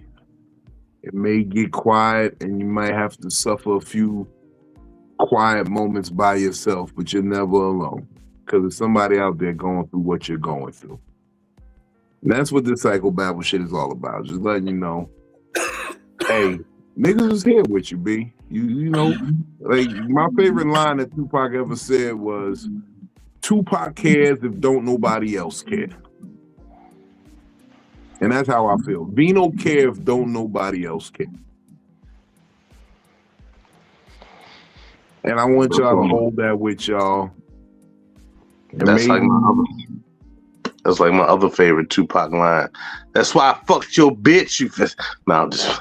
Oh wow. Okay. But That's no, this is another Tupac quotable. yeah. But no, that's basically all this is about, y'all. It's okay to be angry. Yeah. It's okay to feel. Just remember, as we've said many times before here, anger is not the final destination. Anger is just a context clue as to where the real pain is coming from. Anger is a byproduct of another emotion. And I guess when I say I'm so angry, I guess I can say I'm so dejected. I'm so disappointed. I'm so discouraged. At times, I do feel so alone. I'm misunderstood, therefore I'm angry. I have no other outlet to all the angst and energy I have, so I'm angry.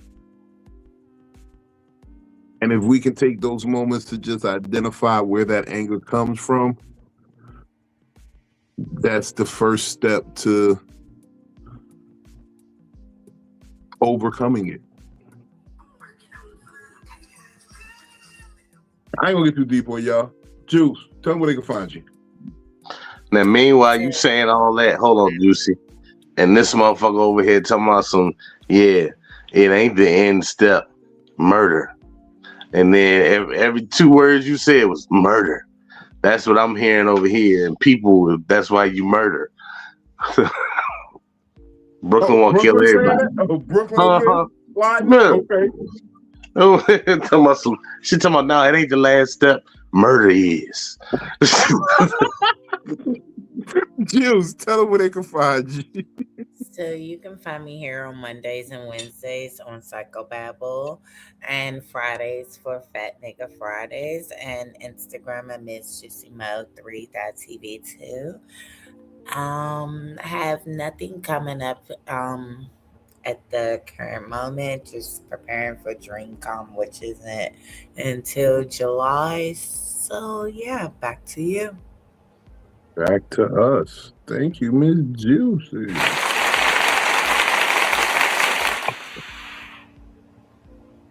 Benny. Talk to him, brother. Yes, sir. Tides of comfort and joy, everybody.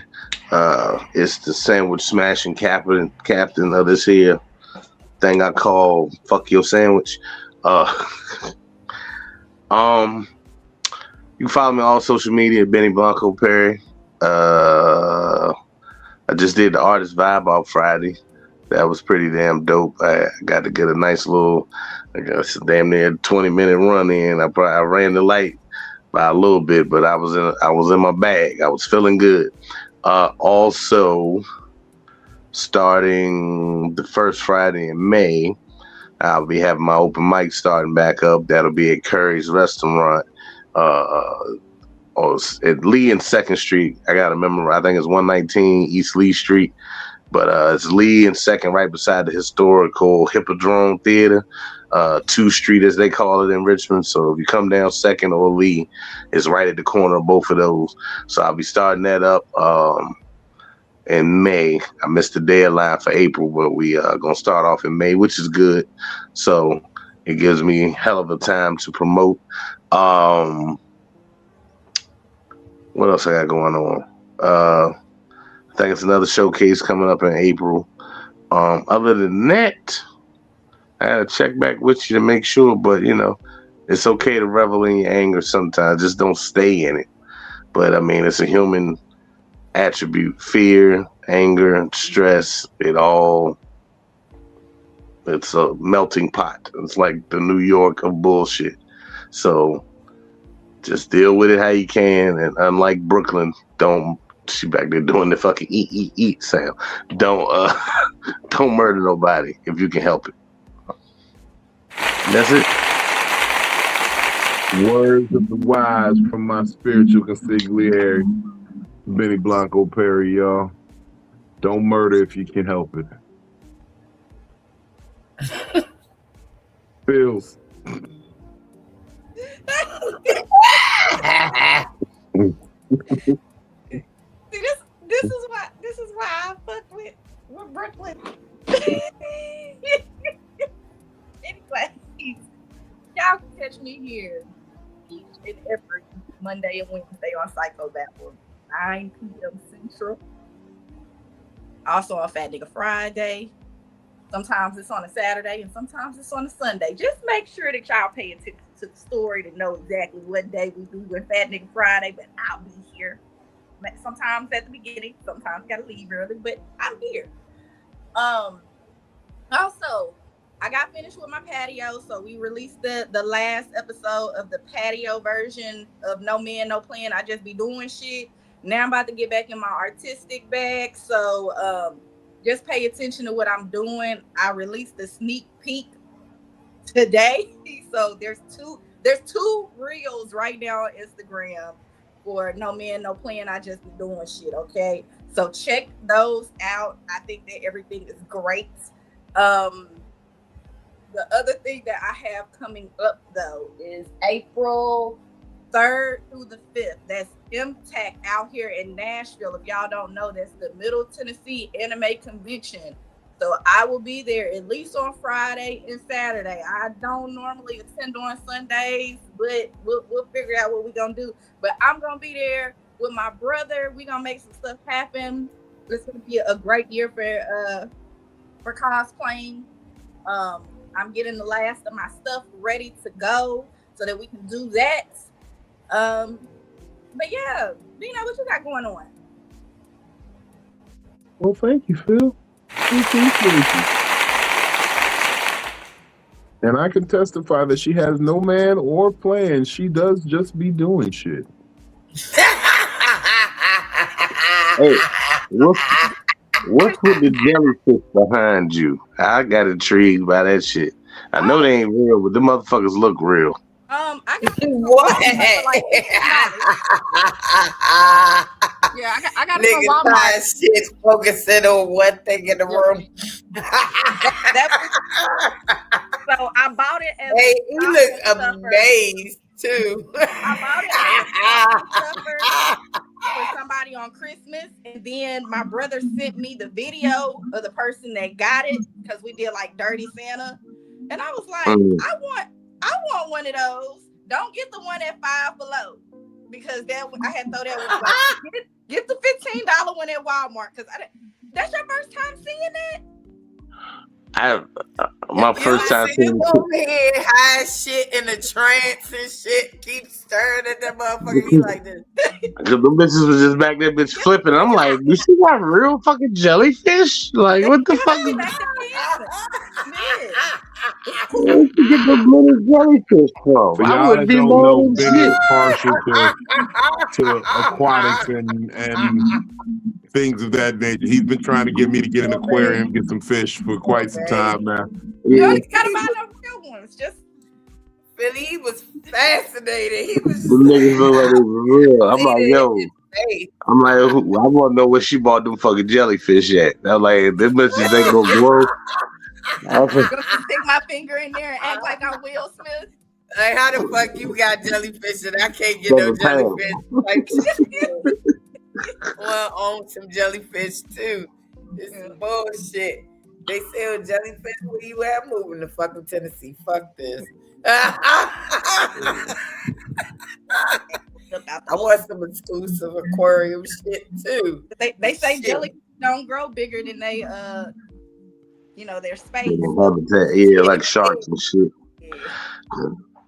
I'm gonna have to check into that. Means if it's in the ocean and that motherfucking mapping over the goddamn ocean, I ain't got time. Go to Florida. Yeah, I tried to get Vino to get some fish or something, and he was like, "Nah, man." He was like, "It's just some more shit that I'm gonna forget up in here and end up killing it." Yeah, you ain't gotta clean it out or nothing. Just go to Walmart. It's $15. And plug it in. Bet. It turns solid. He could be in the house high as shit watching the damn jellyfish. High as a motherfucking stuff. Like it's a lava light. It's Poor pretty. baby. I Poor like baby. The poor baby. It's gonna be okay, baby. It's gonna be okay. That's all I need. Oh, yeah. So, thank y'all for joining us. Y'all know who I am, Big Vino. You can find me on Big Vino Comedy on everything. www.comedictherapy.xyz. Do me a favor, go there, sign up for the email list. You can get free tickets to shit. I be having tickets all the time. You know, I just be mailing it out. As y'all all know, it's into Aries season. We're late in March and it's Aries season. So we have kicked off the pre-activity of Big Aries Energy. Now, for those who don't know, Big Aries Energy is simply a celebration of the Aries spirit. I'm going to give you a bunch of comedians who are Aries.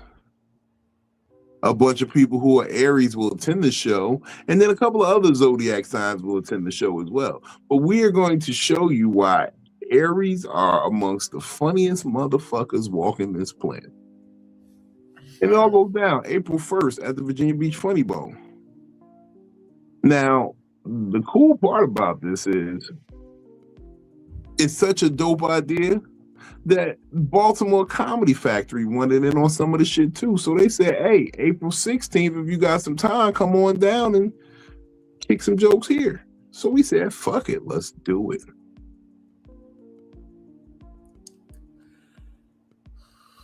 So that's the thing. Big Aries Energy to tour.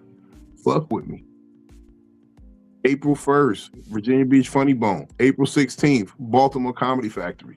Go get your tickets right now. www.comedictherapy.xyz. And I'm gonna tell you, I've been real spicy and angry over the internet the last couple of days. I'm gonna reiterate something I said there because I thought at first maybe I was a little too harsh, but now I'm gonna stand on it because I said it, so I stand on it. I'm starting to think you niggas don't fuck with me. I don't like you called yourself spicy. I'm starting to think you niggas don't fuck with me. Everybody tell me what they gonna do, how they gonna support, what they do it then. There's a way these shows work, and if you don't sell a certain amount of tickets before the date of the show, they'll cancel the show. So all you niggas like, I'm gonna get my ticket at the show, I hate you. Do it now. There ain't gonna be no show. Do it. Stop stalling already. Do it. This is how I get more. When y'all all be like, oh, you should be on the road, you should be on TV. You know, y'all are directly responsible for that because they see what your numbers are and they do what's called projections. Yes. If you don't project like you're gonna sell, they won't ever fuck with you. So everybody, every time you be like, oh, yo, man, I can't wait to see you on TV. Yes, you can because you're not buying a ticket to see me live. You can wait to see me on TV there. You don't got to give me no lip service. And I've been good because, you know, a previous version of me would let you lie to my face and just think it ain't that serious to say something back. But because you volunteered a lie, I'm going to volunteer some truth. I don't believe you. Go buy the ticket. Every time I'll be like, did you get your ticket? Oh, no, but I'm going to get, oh, you don't fuck with me. Cool. Keep lying. I'm going to just walk off. You take me as rude, take me as whatever you want, but you the one who lying to me. How I'm rude when you lying to me. Go buy your ticket. We'll be cool forever. I definitely wholeheartedly approve that message. That is, draw the line in the sand. Fuck that. Yeah, we've been too nice. We've been allowing people to lie to us too often off the street, but we've been trying to keep the peace. The peace ain't kept either way. So stop lying to me. I don't believe you. Mm-hmm. Cut him at the knee. But other It's than crazy that, how you they know, don't understand that shit though. Like, yo, if you wait till the day of, it ain't gonna be a day of. that's like saying I'm gonna get my life right with the Lord the day that He come back. It's too late. Too late, bitch. It's too late. Now what you gonna do? I'm gonna give my life to Christ as soon as He get here. He been circling the block. Yeah. That's hilarious. It could be worse though. It could be worse. I could How be in so? a fedora. I could be down to my last fedora. I could be. You don't even own one. Yeah, With exactly. holes all, I could With have dark circles around my eyes. with holes all in it and shit, but it ain't come designed like that. I Cause you could got hear a mom. faint voice in the darkness saying, A little more tongue, player.